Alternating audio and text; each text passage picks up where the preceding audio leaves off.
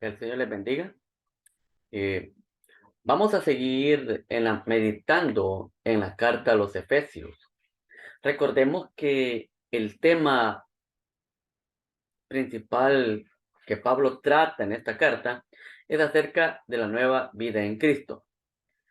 Y como hemos visto en el capítulo 1, en los primeros 14 versículos, de que la nueva vida en Cristo comienza desde antes de la fundación del mundo.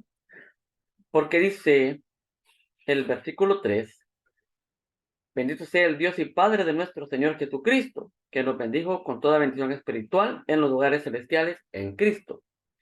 Luego dice en el 4, según nos escogió en Él desde antes de la fundación del mundo.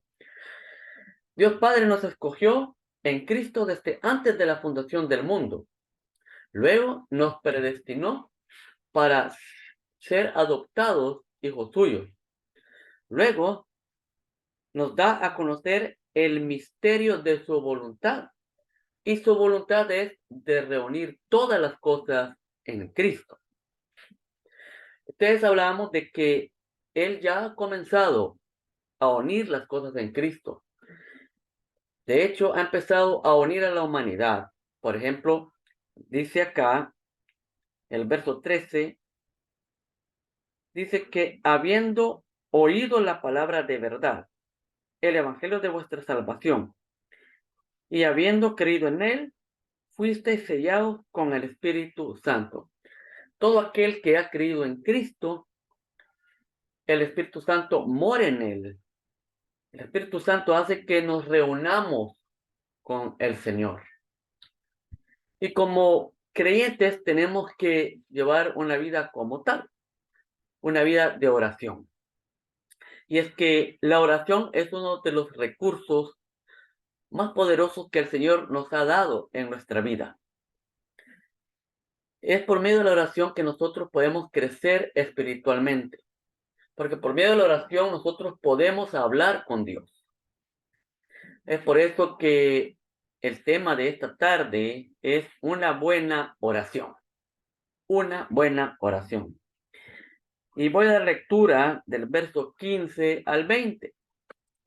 Y dice de la siguiente manera: por esta causa, también yo, habiendo oído de vuestra fe en el Señor Jesús y de vuestro amor para con todos los santos, no ceso de dar gracias por vosotros, haciendo memoria de vosotros en mis oraciones, para que el Dios de nuestro Señor Jesucristo, el Padre de gloria, os dé espíritu de sabiduría y de revelación en el conocimiento de Él, alumbrando los ojos de vuestro entendimiento, para que sepáis cuál es la esperanza a que Él os ha llamado y cuáles las riquezas de la gloria de su herencia en los santos, y cuál la supereminente grandeza de su poder para con nosotros, los que creemos, según la operación del poder de su fuerza, la cual operó en Cristo, resucitándole de los muertos y sentándole a su diestra en los lugares celestiales. Bendito Dios y Padre Celestial, te damos las gracias por tu palabra. Padre, te pedimos que en este tiempo precioso seas tú hablando a la vida de cada uno de nosotros, Señor. Habla nuestra vida. Queremos crecer, Señor, en el conocimiento. Queremos conocerte cada día más. En Cristo Jesús. Amén. Amén. Muy bien. Veamos acá. Veamos el verso 15. ¿Qué cosas había oído hablar Pablo de los creyentes? Dice aquí, por esta causa también yo, habiendo oído de vuestra fe en el Señor Jesús y de vuestro amor para con todos los santos. Y es que el apóstol Pablo dice aquí que había escuchado de estos creyentes acerca de la fe que ellos tenían en el Señor Jesucristo y el amor para con todos los santos, o sea, para los demás creyentes. Entonces vemos acá de que podemos ver, por lo que nos informa el libro de los Hechos, de qué manera se mostraba la fe entre los creyentes. Porque Pablo había dicho que había escuchado la fe y el amor para los demás hermanos. Entonces, para tener una idea cómo era esta fe y el amor a los demás hermanos, veamos qué nos dice el libro de los Hechos acerca de esta comunión entre hermanos.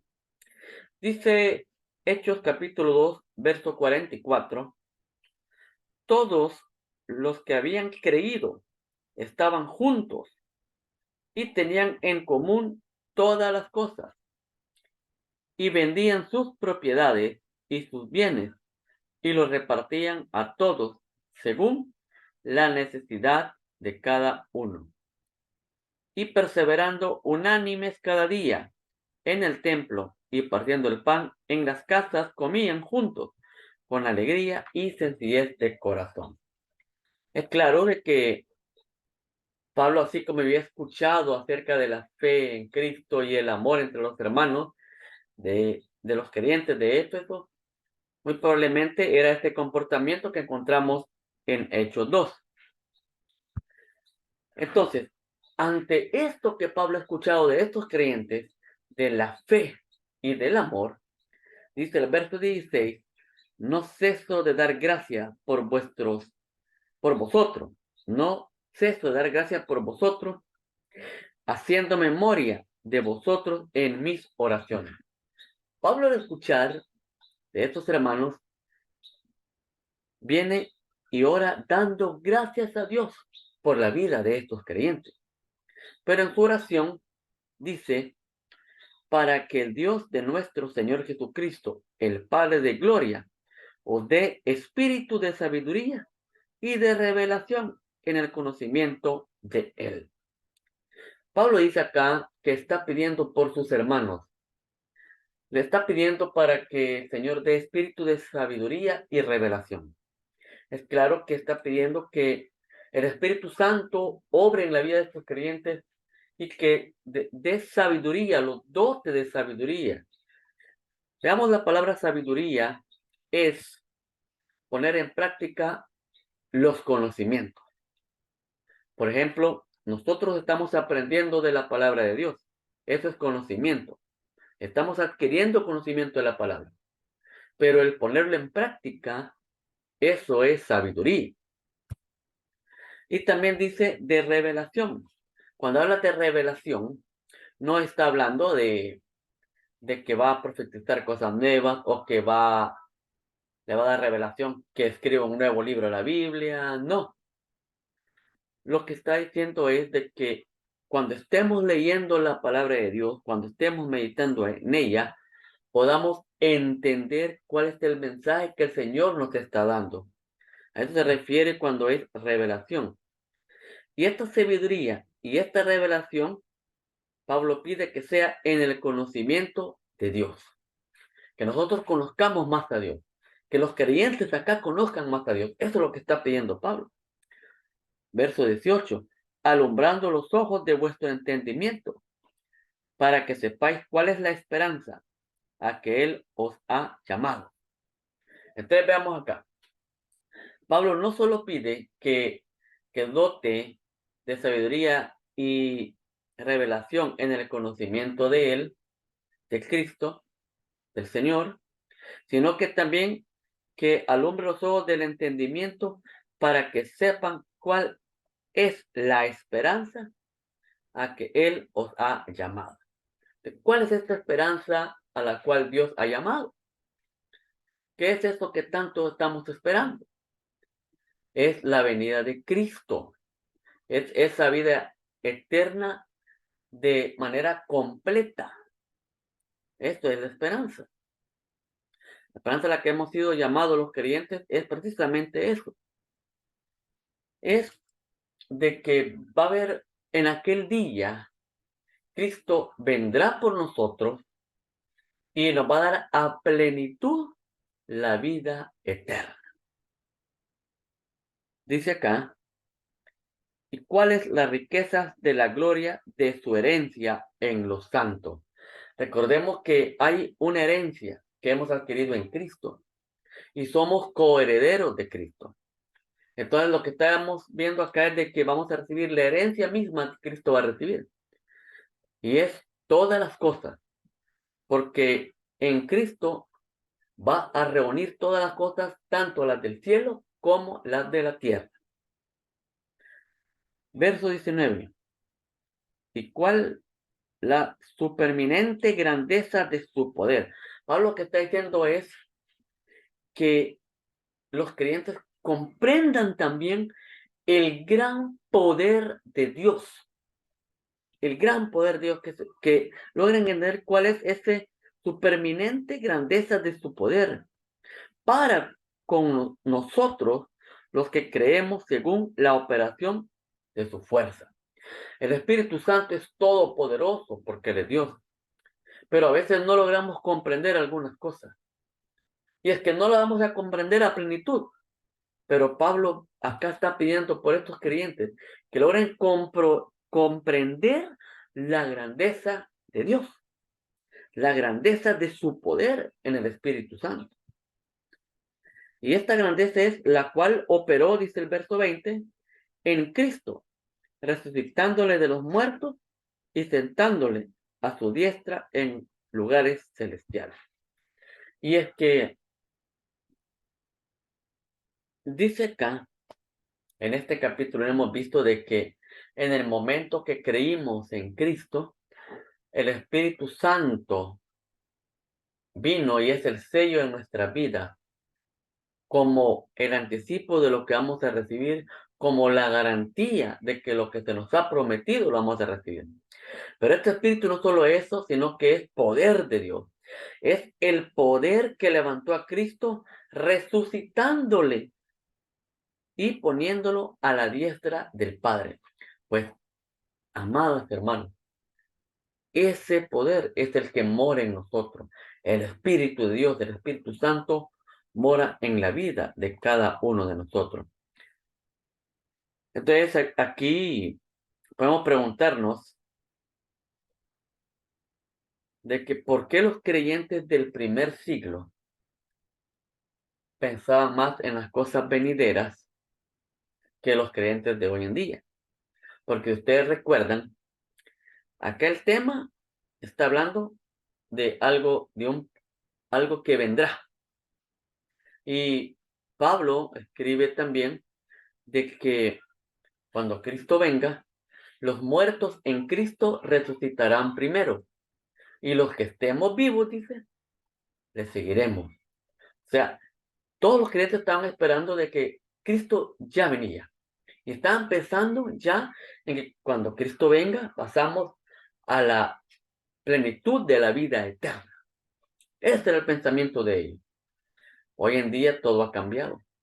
Hoy los creyentes muy pocas veces hablamos del tema de la venida de Cristo, sino que hoy solo tratamos de vivir el presente. Entonces, por eso es la pregunta. ¿Por qué cree usted que los creyentes del primer siglo pasaban pensando más en el porvenir que nosotros? Pues la respuesta, pues podemos encontrarla también acá en Hechos 2. De hecho, el pasaje que ya leímos, donde dice, y perseverando unánimes cada día en el templo y partiendo el pan en las casas. Entonces lo que estamos viendo es de que la vida espiritual que el creyente lleva influye mucho en lo que va a andar pensando. Los creyentes del primer siglo se reunían todos los días en las casas. Todos los días pasaban meditando en la palabra. Todos los días pasaban en comunión entre ellos y con el Señor. Entonces depende mucho de la vida espiritual. A diferencia de hoy en día, los creyentes, algunos son domingueros, su dosis es el domingo. Algo otros, su dosis puede ser quizás solo el día miércoles, culto de enseñanza. Y algo otros tal vez tienen esa dosis en esos grupos en casa, a los cuales nosotros llamamos grupos ágapes. Entonces, pero acá vemos que en el libro de los Hechos, la iglesia del primer siglo era de todos los días. todos los días meditar en la palabra, todos los días en comunión con sus hermanos y en comunión con Dios. Pero ahora no, ahora no se ve eso y esa puede ser la razón por la cual los creyentes de hoy no pasan pensando en que Cristo ya viene, que hoy viene, que ya la plenitud de la vida eterna la vamos a tener, etc. Bien, ahora veamos y apliquemos este pasaje que se ha leído. Por ejemplo, ¿en qué difieren o cuál es la diferencia? La oración que hace Pablo o cómo oraba Pablo y cómo oramos nosotros. ¿Cuál será la diferencia? Podemos ver que una de las diferencias es de que Pablo oraba por sus hermanos. Pablo oraba por sus hermanos y hoy en día nosotros oramos por nuestras necesidades. Pablo vemos acá que pasaba orando. Primero, daba gracias a Dios por sus hermanos. Esa es la oración de él. Daba gracias a Dios por sus hermanos. Pero también él oraba para que Dios diera espíritu de sabiduría y de revelación en el conocimiento de Dios para con sus hermanos. También que le alumbrara los ojos del entendimiento para que sepan cuál es la esperanza a que Él ha llamado y cuáles las riquezas de la gloria de su gracia. Y que pudieran entender cuál es la grandeza de Dios. Eso es lo que pedía Pablo. Pablo se ponía y oraba, Señor, derrama sabiduría, derrama revelación, que, que puedan comprender esa esperanza de esas riquezas de tu gracia, de esa herencia que van a tomar, que comprendan tu gran poder, ese poder que levantó a Jesucristo de entre los muertos, que mis hermanos puedan comprender de que ese poder viene de ti y que ese poder mora en ustedes, mora en ellos por medio del Espíritu Santo. Eso pedía Pablo. Cambió nosotros, los creyentes hoy en día, ¿qué es lo que pedimos? Señor, ayúdame. Señor, tengo esta necesidad, tengo esta otra necesidad, tengo acá, tengo allá. Eso es la diferencia. Pero si mencionáramos dos motivos por el cual podemos orar por nuestros hermanos, de acuerdo a lo que hemos leído, pues aquí podemos ver de que pidamos por nuestros hermanos para que el Señor les dé sabiduría y les dé revelación y que conozcan cada día más de Dios, que conozcan cada día más de Dios. Que nuestros hermanos puedan comprender el poder de Dios que mora en ellos por medio del Espíritu Santo. Entonces, si nosotros nos ponemos a pensar, si ese poder que levantó a Jesucristo entre los muertos y lo ha puesto a la diestra del Padre, si ese poder mora en nosotros, entonces, ¿qué puede hacer ese poder en nosotros o por nosotros? Todo está que nosotros demos la oportunidad que el Espíritu de Dios obre en nuestras vidas. Ahora, ¿qué impide que el Espíritu de Dios obre en nuestras vidas? A veces lo que impide es la falta de fe. Y recordemos que el dudar es pecado. Así lo dice Santiago en el capítulo 1. Entonces, ahí tenemos nosotros que evaluar. El Espíritu Santo quiere obrar de una manera poderosa en la vida de cada uno de nosotros. Pero para eso tenemos que dar lugar para que lo haga. Y tenemos que quitarnos todas esas impurezas que no permiten que el Espíritu Santo obre en nosotros. Tal vez unas malas prácticas, malos hábitos, etcétera. Usted sabrá. Entonces vemos acá, como conclusión, podemos ver de que una buena oración es aquella oración cuando nosotros dejamos a un lado nuestras necesidades y empezamos a orar por nuestros hermanos. dándole gracias a Dios por la vida de mis hermanos, pidiendo para que el Señor les dé sabiduría, les dé revelación. Como ya les expliqué, la revelación es el poder entender la palabra cuando se está leyendo, cuando se está meditando en ella. Que, que mis hermanos puedan comprender esa esperanza de las riquezas de su gracia, la herencia que van a recibir, que puedan comprender el poder de Dios que mora en sus vidas. Así que esta ha sido la meditación de esta reunión, de este tiempo. Así que la gloria y honra sea para el Señor.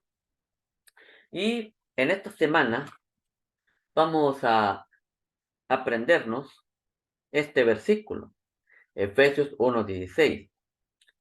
No ceso de dar gracias por vosotros, haciendo memoria de vosotros en mis oraciones. Aprendámoslo de memoria y para la próxima reunión que tengamos, vamos a poner en práctica cómo hemos aprendido este pasaje. No ceso de dar gracias por vosotros, haciendo memoria de vosotros en mis oraciones. Que el Señor les bendiga y hasta la próxima. Dios me les bendiga.